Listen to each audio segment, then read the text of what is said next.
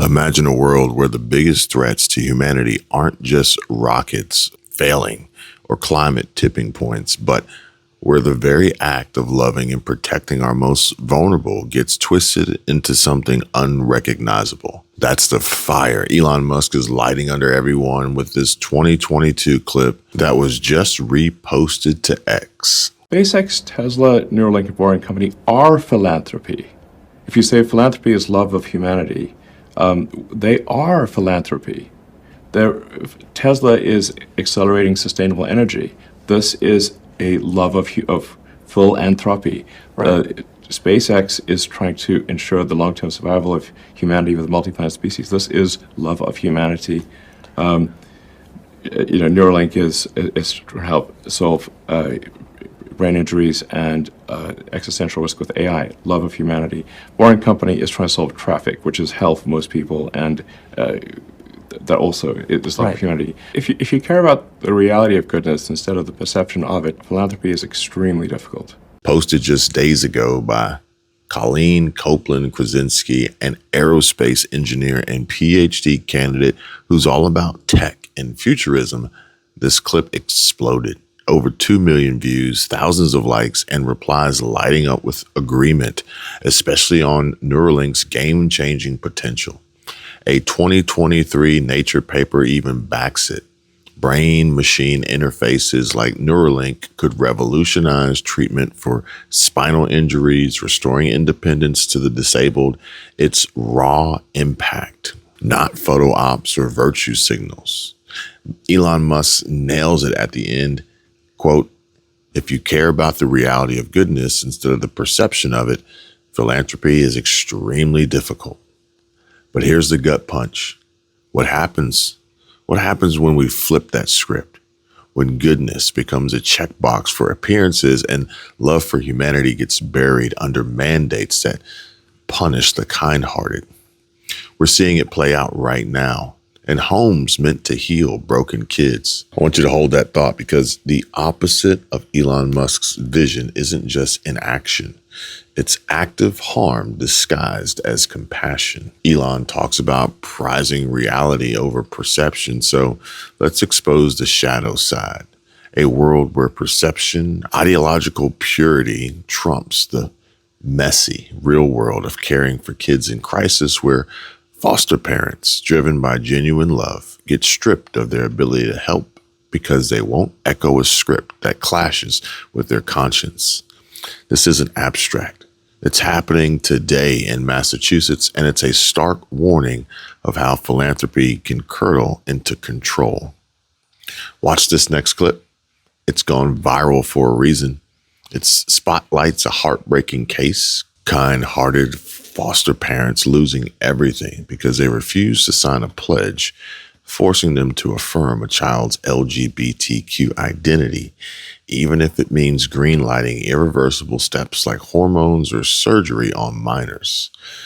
There's a party out there full of people who are all weaponizing children welfare to enforce this and prioritizing ideology over the innocence of kids. Christian faith, it really drives us toward that. Like James says, that true undefiled religion is to care for the fatherless. The Woburn couple reconfigured their home to care for 8 foster children, including a baby with complex medical needs, for 15 months. Every night for 15 months, we were up at least three times. Yeah. That's in addition to their own 3 kids. And they were ready to keep going until Massachusetts Department of Children and Families pulled their license last spring. Now that it seems like there's no path forward. We certainly thought we would have young children in our home. For how long we didn't know, but we were not done having young children in our home. The heart of the issue, the Marvins refused to sign DCF's LGBTQIA+ non-discrimination policy, which states a foster family must accept a child's assertion of their LGBTQIA+ identity, address children by their names and pronouns, and support gender-neutral practices regarding clothes and physical appearance. We had asked, is there any sort of accommodation? Can you waive this at all? We will absolutely love and support and care for any child in our home, but we simply can't agree to go against our Christian faith in this area. And we're ultimately told, no, you must sign the form as is, or else you will be delicensed. The Marvins are still considering their options, but 2 other Massachusetts Christian foster families filed a federal lawsuit against DCF in September, represented by the Massachusetts Family Institute and national group Alliance Defending Freedom. So there's a speech component and also a religious liberty component to the lawsuit. Just last week, the Trump administration sent Mass DCF a letter. It mentions the Marvins directly and says, quote, "These policies and developments are deeply troubling, clearly contrary to the purpose of child welfare programs and in direct violation of First Amendment protections." But LGBTQ plus advocates argue the non-discrimination policy is for kids. Massachusetts foster parents also receive a monthly stipend. Like, the state has an obligation to children to make sure that they're safe and well protected. And like foster parents, they're not parents, right? Foster parents are temporary. They're supposed to be there. There's a stopgap to try to make sure children can go safely back to their families of origin. Data collection by Mass DCF is poor, according to a report by the Massachusetts Commission on LGBTQ Youth. But the report suggests roughly 30% of Mass foster children could identify as LGBTQ, like the data collected in Los Angeles and New York. I need to clean this off a little bit, but The Marvins have not cared for any kids over the age of 4 and say DCF has been flexible about placements in the past. That's why they're hoping for a conversation. Well, what if you had a kid whose views about their own gender did not align with your religious beliefs? What would you guys do? We would love and care and support any child. But if there was an issue where we knew that we would have a different position than DCF, we would just be open and talk to them about it. In Woburn, Louisa Moeller, WBZ News. Insane? Yeah, that's the word. This isn't some fringe story. It's ripped from headlines. Just this month, a Woburn couple, the Marvins, had their foster license yanked after refusing the Massachusetts Department of Children and Families, DCF, LGBTQIA plus non-discrimination policy. In force since 2022, it demands foster families affirm a child's gender identity using preferred pronouns, supporting gender-neutral clothes, even facilitating transitions. And for these Christian parents, that's not hate. It's a line they can't cross without betraying their faith. All they want to do is foster any kid, LGBTQ or not, with love and respect. But the state says, no, sign or you're out. And get this, Massachusetts is in a foster care crisis. Over 1,400 kids waiting for homes, a declared emergency for LGBTQ youth who are in the system who face sky-high self-inflicted unaliving risks. Yet instead of welcoming more loving families, DCF is turning them away. 2 other couples, the Joneses and the Schrocks, who've fostered 35 kids combined, are suing in federal court, calling it religious discrimination. Their argument? The policy doesn't just ask for tolerance, it demands endorsement even for hypothetical scenarios violating free speech and faith under the First Amendment. Those pushing for it say it's about safety. LGBTQ kids in foster care are 3 times more likely to attempt to self-unalive, often kicked out for being themselves by some foster guardians. And that's a fair point. No one wants that. But punishing faithful parents who would provide stable, non-abusive homes, that's not protection. It's perfectionism at the expense of kids who need beds now. And it's perception over reality. Just looking inclusive while shrinking the pool of carers, how's that love for humanity? If you care about the reality of goodness instead of the perception of it, philanthropy is extremely difficult. Reality of goodness. As we loop back to Elon Musk, his companies aren't perfect, but they're hard. Grinding through failures for tangible wins, SpaceX gets us off planet to save the species. Neuralink fights for the paralyzed to walk again, not just signal virtue. That's philanthropy, love in action, not affidavits. But here in Massachusetts, they're forcing affirmation oaths that could lead to kids some as young as toddlers, fast track to life-altering choices before they're ready. This is what they want. And you know who they are. Affirming mental illness and chopping off body parts, raw words, but they cut to the chase on the stakes. Where's the caution? The therapy first approach. This individual, there's no doubt about that. And that is the number one goal of Gen Z men. I remember covering that.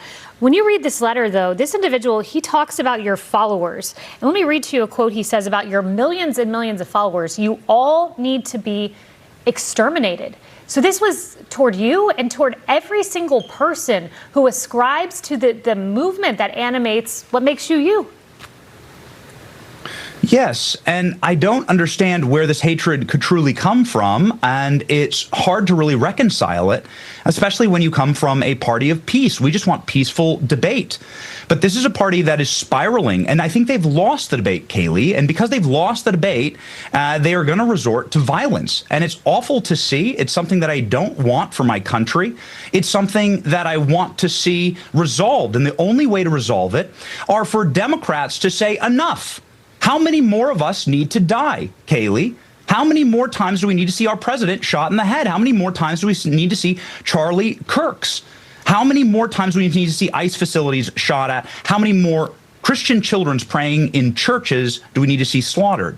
The Democrat Party and the leadership of the Democrat Party need to say enough is enough. We're going to reconcile with the extremist left wing of our party. We're going to acknowledge that we have a problem and we're going to do something about it. But instead, Kaylee, they are nominating somebody for the Attorney General of Virginia that is calling for exactly what happened to my family yesterday. A man was charged for threatening my family to kill me and to kill my children. Well, Jay Jones, who's running for Attorney General in Virginia, he's on record doing the exact same thing, calling for the killing of Republicans and the killing of Republican children, calling them little fascists. Will any Democrat have the bravery to say he needs to drop out? We haven't heard a single one. We don't even see it get covered in the media.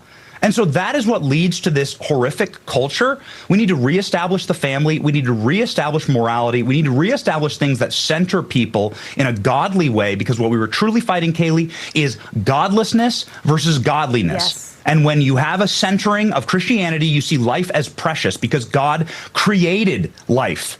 And so it is not up to the 10 Commandments that don't kill. And so it is like, as a Christian worldview, we see life as precious. We don't want to take it, and we want to resolve things peacefully. Unfortunately, when you're godless and when you have nothing else to ground you, you will resort to violence when you believe you've lost the argument. Yeah, and so it's terrible to see. We need to fix it. Yes. They've completely lost the plot. True Care debates all sides, but they've never been good at winning debates. So now they're just forced to mandate one, or worse. It is terrible to see. And we need to fix it. Democrats under the Biden administration passed $7.5 billion in spending to build 500,000 electric vehicle charging stations all over the country, whether Americans wanted them or not. But only 8 of these electric vehicle charging stations even got built. I think that should have been in your top 25 list, because where's that money? Honestly, where is that money? That's a great question. One around, everybody. This is a big one here.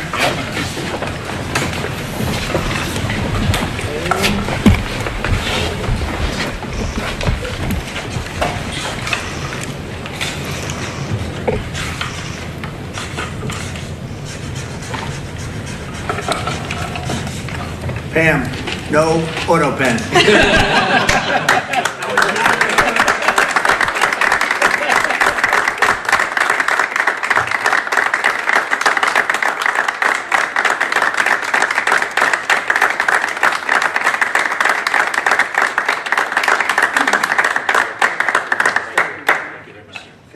Like many of you, I've become increasingly concerned about the rising wave of authoritarianism sweeping the globe.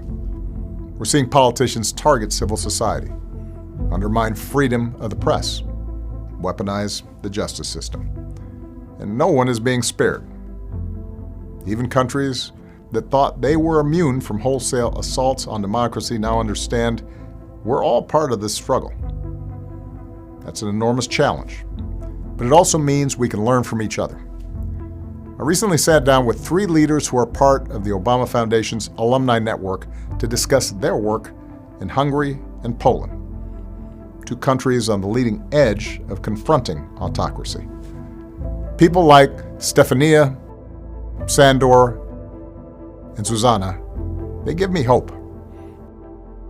And it's why a big part of our mission here at the Foundation is to connect, inspire, and empower leaders like them.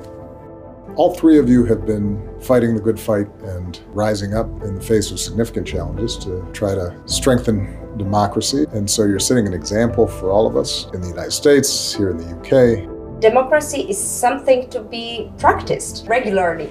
We need people to be engaged and to be empowered for them to feel the ownership of the country, that it's theirs, right, and not to give it away to someone. All right, y'all. Let's hit pause for a second because this matters and it's really important. We talk a lot on this channel about taking control of your life, making smart choices, and not letting the system overwhelm you. But when it comes to navigating Medicare, it can feel like you're wading through a swamp of total confusion. Plans, coverage, costs, deadlines, you name it. And that's where Chapter steps in. They're not just another company. They're the real deal when it comes to free Medicare help.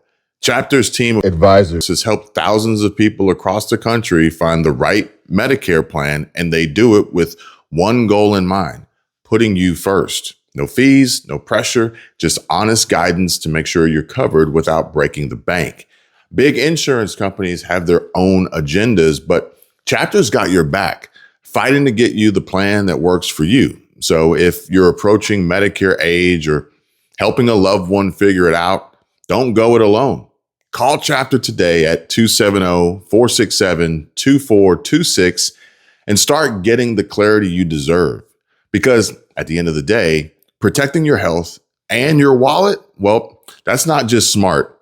It's living life on your terms. A monumental peace agreement in the Middle East announced, as we know, by President Trump. Both Israel and Hamas have agreed to the first phase of the president's peace plan. How important is this, Congressman, to bringing those hostages home? It's critical. And number one, you have to credit the president and his team. They've been focused on this since day one, since they came into the Oval Office, of getting these hostages home. This is monumental. It's very rare for these 2 groups, obviously Israel and Hamas, to come to an agreement like this. It takes a third party to help broker a lot of this stuff. That's where Marco Rubio, Steve Witkoff, and so many of the president's team have been critical in doing this. So they should be commended. We just need to get the hostages home. That's where this whole conflict really hinges at this point. Get the hostages home, then there's a real opportunity for peace. Without that, it just continues to spiral. And let's be clear. The reason why the hostages have not been returned is because Hamas uses them as political leverage and, frankly, as a media leverage against Israel and IDF forces. That's what's been going on the last year and a half. Reality over perception isn't just talk. It's a battle cry against a system that's forgotten what loving humanity even means. Earlier, we exposed how mandates are gutting foster care, forcing affirmation over actual care for kids in crisis. Now, we crank it up. Billions flushed on green dreams that deliver squat. Ex-presidents pulling strings from the shadows, and one leader stepping in to slam the brakes on the grift. If this video's intro was the warning, then this is the wake-up call. First up, the Biden-era boondoggle that's got even some folks on the left shaking their heads. Representative Marjorie Taylor Greene drops this bomb on X, torching the National Electric Vehicle Infrastructure NEVI program. Picture it, $7.5 billion from the $1.2 trillion Infrastructure Investments and Jobs Act, meant to juice up highways with EV chargers. The end result? A pathetic 8 stations built, federally funded. 8 for the price of a small country's GDP. MTG's post got over 25,000 likes, replies roasting this Bidenomics grift like California's endless high-speed rail black hole, billions in, tracks that lead to nowhere, and nowhere near done. But how many superchargers has Elon Musk and Tesla built already? Probably more than all of Biden's money grab in the time it'll take me to complete this video. But let's face it, so far, NEVI's limped to over 300 chargers at 68 stations across 16 states. Progress? Sure. But that's only because post-2024, it accelerated. Ohio's got 15 open. Pennsylvania hit 20 just last month. States are grinding through permitting hell, supply snags, and Biden's red tape hangover. Targeting 50,000 highway plugs by 2030, but we're crawling while private cash races to 500,000 total public spots nationwide. Most government funds remain ineffective, still unspent, frozen in bureaucracy. President Trump's 2.0 administration already slashed the fluff. New guidance from Secretary Duffy axes consumer protection mandates and lets states build faster, site host style. Biden's perception, a green revolution, force an electric vehicle mandate that would never have the ability to actually charge. The Democrat reality, taxpayer cash circling the drain, delaying the very sustainable energy Elon Musk's Teslas fight for. Where's the love here for innovation, or just headlines? And we can all see why Elon decided to leave California and move to Texas. It's the perfect Musk mirror. His companies deliver. SpaceX lands rockets. Tesla scales batteries. No excuses, but federal backed programs all show no go. And speaking of shows, enter the man I've dodged more than bad traffic this week. A former president whom I've seen far more than I would care to over the last 48 to 72 hours. Barack Obama. Hours ago, he hits X with this. A sit down with Obama Foundation alums on strengthening democracy in Hungary and Poland, fighting the rise of authoritarianism. Humble brags and drops a link to Obama.org because why not keep the brand alive? I mean, it's like he can't log off. Narcissism on steroids, using his 132 million followers to puppeteer from the sidelines. It's like he can't help himself. Narcissism takes over and he must try and somehow use his internet celebrity and following on X to drive his basement presidency further, despite having lost with Hillary, Biden, and then again with Kamala. Lost with Hillary, tanked Biden, watched Kamala flop, yet here he is. Basement presidency 2.0, lecturing Eastern Europe while America's house burns. The irony is deafening.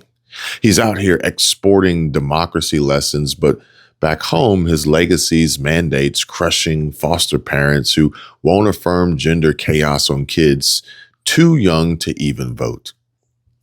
Folks, that's the real authoritarian flex. State-forced ideology over parental love, echoing the very control he decries abroad. Replies?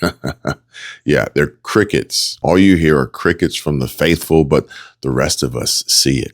Philanthropy as power grab, not people first. Tie it to our foster fight, and these aren't hypotheticals. They're threats to humanity's core. Corrupt admins stealing billions like NEVI's ghost chargers, mandates mutilating innocence, all while elites virtue signal overseas. Obama's foundation, fancy words, zero fixes for the 1,400 Massachusetts kids orphaned by policy purity tests. Love lost indeed. Meanwhile, the irony of it all is blaring as we see actual threats to humanity when it comes to foster care, gender affirmation mandates, and a corrupt administration that stole $8 billion in one instance from American taxpayers. But President Trump puts a stop to it and signs an executive order himself and for all to see. No auto pen. But here's the flip side. Real goodness in action, folks. President Trump torching the facade with the ink still wet. No auto pen BS. He signs it himself live for all to see. Executive order birthing a White House task force for the 2028 LA Olympics. President Trump chairs it, Vice President J.D. Vance locking down security, visas, transport for the globe's eyes on us. And why is President Trump doing this? To stop the money laundering.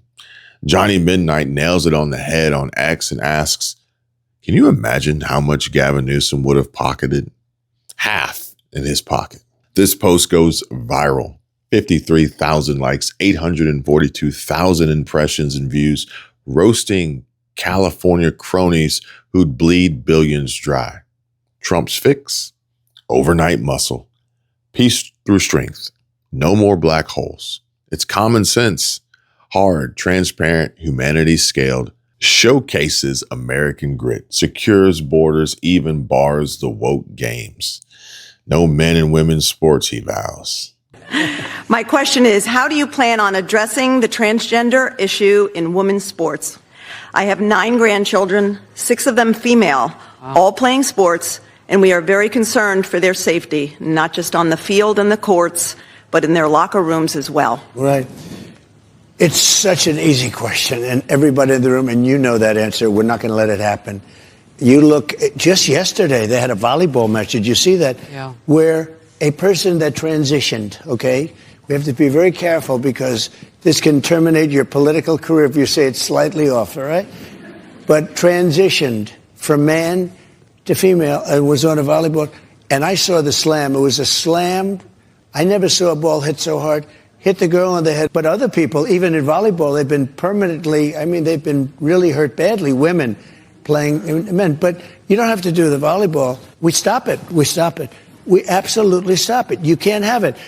It's a man playing in the game. Physically, from a muscular standpoint, even if it was a little bit less, maybe they do all sorts of tests and drugs and everything else. Look at what's happened in swimming. Look at the records that are being broken. So how do you stop it? Do you go to the sports leagues? Do you go to the Olympic You just ban councils? it. The president bans it.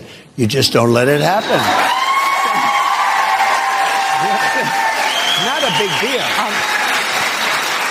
You have the next question. I know. Hi.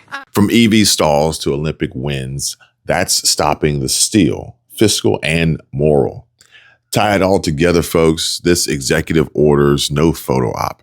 It's anti-corruption armor, echoing the Foster fight. We welcome diverse hands to heal, not handcuff them. And Trump's not mandating, he's mending.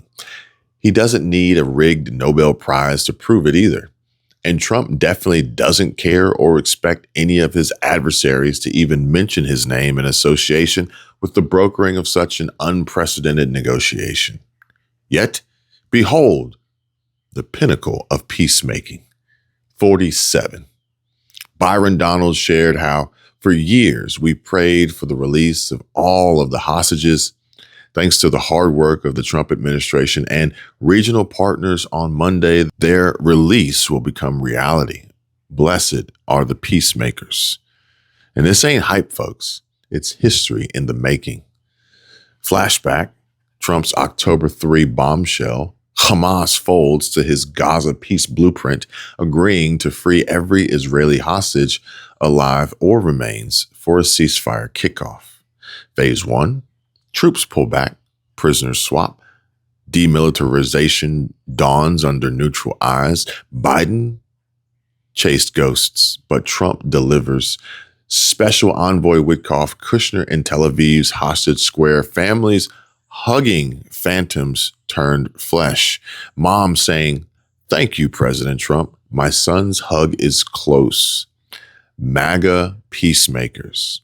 And that's philanthropy incarnate. Love pulling souls from hell. No fanfare needed. Elon Musk saves species. Trump saves families. Reality realized. Because ultimately, the Palestinian people have to own this solution. And we're a long way from that. But for right now, right at this moment, the Trump administration deserves a lot of credit for the broad-based support that this 20-point plan has. It's an excellent point. And on that... And Nora, if I could just add... if I could just add, because I think it's important to put the context around this as Condi did. with the dismantling of Hezbollah, with the successful attacks on Iran, and with a new regime in Syria that is looking for some kind of accommodation with Israel, this set of conditions has never existed in recent times. And so shame on us if we don't take advantage of it. And also, it should encourage the regional powers to see it as an opening that we've never had before. Do you see the pattern? The Biden, Obama, Kamala world, mandate madness, money vanishes, kids pay the ultimate price. Trump era, cut the crap, build the real, parallels our foster plea, welcome all carers, affirm life over labels, Neuralink restores bodies, this restores trust. Elon warned us. True philanthropy demands the hard road, no facades, no theft, no left, no shadows. We've got threats everywhere, but true leaders show the way. Innovate boldly, oversee fiercely, love unapologetically. And I'm coming back, I believe it's Tuesday night, for Charlie Kirk, a friend of mine, a friend of all of ours, a friend of a lot of the people right here. And we're giving him the Presidential Medal of Freedom, which is the highest honor you get outside of the Congressional Medal of Honor. One's military, one's civilian, but it's the greatest honor. And Eric, his beautiful wife, is going to be here, and a lot of people are going to be here. So, it's not easy for me to get back. It's a very quick trip, but I'll be making 2 major stops, and then I'll be on the plane trying to get back in time for Charlie. They're going to have a great celebration at the White House, in the East Room of the White House.